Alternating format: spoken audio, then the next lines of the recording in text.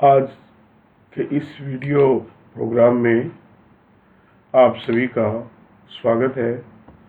आज हम verb pattern के थर्ड पार्ट का वीडियो आपके सामने ला रहे हैं, जिसमें हम आपके सामने सेंटेंस स्ट्रक्चर और पैटर्न्स जो हैं उनकी कुछ टेबल्स पर डिस्कस करेंगे। साथियों, अगर आपको हमारा वीडियो अच्छा लगता है तो हमारे चैनल को सब्सक्राइब करें और शेयर और लाइक करें, कमेंट्स भी करें। तो चलिए आगे बढ़ते हैं। आपका हमारे चैनल नॉलेज वन डायरी पर स्वागत है। तो सबसे पहले हम डिस्कस करने जा रहे हैं कि the subject complement of the sentence may be a clause. किसी वाक्य का जो कॉम्प्लीमेंट है वो क्लॉज भी हो सकता है। क्लॉज उपवाक्य को कहते हैं। अब इसका स्ट्रक्चर कुछ इस तरीके से आएगा: there plus be plus clause. Be में बी का मतलब है is, am, are, was, were. Be और बीन को भी बी में शामिल किया जाता है। इससे रिलेटेड कुछ सेंटेंसेस को अपन देखते हैं। The trouble is that all the houses are shut. अब इसमें जो दैट आप देख रहे हैं, जो ब्रैकेट में लिखा है, यह ऑप्शनल है। अगर आप चाहें तो इसको छोड़ सकते हैं। इस सेंटेंस को इस तरीके से पढ़ा जा सकता है: the trouble is all the houses are shut. The trouble is that all the houses are shut. Next देखिए, is this what you are looking for? What you are looking for एक क्लॉज के रूप में यहाँ पर हमारे सामने है, और all the houses are shut clause है। Everything was as we had left it. As we had left it clause है। This is where I sleep. Where I sleep clause है। My suggestion is that we should clean our street. We should clean our street clause है। That हम लगा भी सकते हैं। Next देखिए कि when the clause is the subject of a sentence, it is used as introductory, that is often omitted. The examples have been nouns and adjectives as the nominal part of the predicate. इसको समझिए कि जब किसी sentence है ना, when the clause is the subject, जब किसी sentence का सब्जेक्ट क्लॉज है तो यहाँ पर इट जो है उसको हम इंट्रोडक्टरी के रूप में यूज कर सकते हैं। ये प्राय छोड़ दिया जाता है। यहाँ पर अपन कुछ नाउन्स और एडजेक्टिव्स को प्रेडिकेट के रूप में इस्तेमाल करते हैं,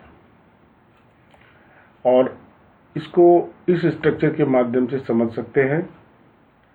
देखिए, it plus be plus noun, adjective और क्लॉज, और इसके सेंटेंसेस देखिए: it was lucky that you left when you did. It is possible he didn't understand your view. It would be sad if that happened. It is high time the children were in bed. It will be a long time before we ask him questions. It is good news that you have found a new job. अब यहाँ पर जो clause है, देखिए पहले noun adjective आ रहा है, और जैसे इसमें बताया गया है कि clause is the subject of a sentence. अब इसमें क्लॉज जो है उसको सेंटेंसेस बनाया गया है, तो इंट्रोडक्टरी यूज जो इट का इसमें किया गया है वो इसमें प्राय छोड़ दिया जाता है। देखिए, नाउन एडजेक्टिव्स में लकी,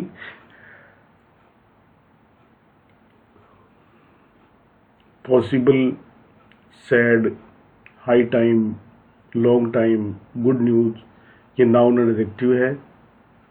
और क्लास में आप देख रहे हैं, you left when you did, he didn't understand your view, if that happened, the children were in bed, before we ask him question, that you have found a new job. ये हमारी दूसरी table थी, ये हमारा structure था। चलिए आगे बढ़ते हैं और इसको समझते हैं। The verb B may be followed by an infinitive or an infinitive phrase, both in active and passive sentences as the nominal part of the predicate। कि एक्टिव या पेसिव सेंटेंसेस में बी जो वर्ब है वो किसी infinitive या infinitive phrase के रूप में इस्तेमाल की जा सकती है, और वो सेंटेंस का प्रेडिकेट का पार्ट, जो प्रेडिकेट है, मतलब नॉमिनल पार्ट जो बनता है सेंटेंस का, वो प्रेडिकेट जो है वो उसमें सम देख सकते हैं। ये जो इन्फिनेटिव होता है ये उसका प्रेडिकेट बन जाता है, मतलब ये है। तो आगे देखिए, इसमें स्ट्रक्चर इस तरीके से आ रहा है, subject plus be plus to infinitive, जो टू इन्फिनेटिव फ्रेज के रूप में यहाँ इस्तेमाल होगा। अब इसके एग्जाम्पल्स देखिए, the house is to let, या टू लेट इन्फिनेटिव है और फ्रेज के रूप में इस्तेमाल किया जा रहा है। The best is yet to see, yet to see to infinitive है। What is to pay, who is to praise, to know her is to like him, all you have to do is to fit them together। तो ये इस तरीके से हमारे पास ये point clear होता है।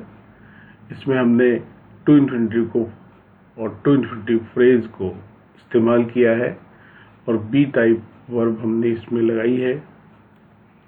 ये दोनों प्रकार के सेंटेंसेस आपको यहाँ पे दिखाई दे रहे हैं। इसको देखिए, इंट्रोडक्टरी इट को इंट्रोडक्टरी सेंटेंस के रूप में, सब्जेक्ट के रूप में यूज किया जा सकता है when the subject is for the noun, for noun और प्रोनाउन और टू इन्फिनेटिव कंस्ट्रक्शन। यानी इसमें टू इन्फिनेटिव लगा करके नाउन प्रोनाउन और ऐड किया जा सकता है। पहले हमने इन्फिनेटिव लगाया था और नाउन प्रोनाउन नहीं थे, इसमें हमने इन्फिनेटिव लगा करके नाउन प्रोनाउन लगा रहे हैं। ये स्ट्रक्चर हमारा है। It plus be plus adjective या नाउन, और उसके बाद में आ रहा है फोर प्लस नाउन प्रोनाउन और टू इन्फिनेटिव फ्रेज। इसका एग्जाम्पल देखिए, it was difficult for him to live on his small income. अब इसको बाइफरकेट करते हैं। इट को इंट्रोडक्टरी के रूप में यूज किया गया है। बी जो है वो वाज बी टाइप वर्ब में है। डिफिकल्ट एडजेक्टिव हो गया, नाउन हो गया। फॉर हिम के साथ नाउन प्रोनाउन लगाया है, फॉर इसमें आ ही रहा है। और to live on his small income, ये इन्फिनेटिव फ्रेज है। नेक्स्ट देखिए, एक और एग्जाम्पल लेते हैं। It was unusual for an Indian woman to respect elders. Next देखिए, it was the rule for Indian man to take bath early morning. तो अपन वो के वही स्ट्रक्चर इसमें इस्तेमाल कर रहे हैं। Isn't it more reasonable for young people to wear what they like? एक एग्जाम्पल और देखिए, it would be wrong for these offenders to be sent to a prison. और अगला स्ट्रक्चर अपन इसमें देख रहे हैं कि there are no adjuncts in the sentences here. Adjuncts are optional. Subject plus verb intransitive. Verb दो प्रकार की होती है, एक ट्रांजिटिव और एक इंट्रांजिटिव. इसको सिंपली अपन इस तरीके से समझ सकते हैं कि ट्रांजिटिव वर्ब जो है वो always have followed by an object, और इंट्रांजिटिव में ऐसा नहीं है. ट्रांजिटिव वर्ब को हम पेसिव में कन्वर्ट कर सकते हैं, इंट्रांजिटिव को नहीं. यहां पर अपन डिस्कस कर रहे हैं वर्ब इंट्रांजिटिव को. तो इसका एग्जाम्पल देखिए, the sun was shining. Next देखिए, the moon rose. Who cares. A period of social unrest followed.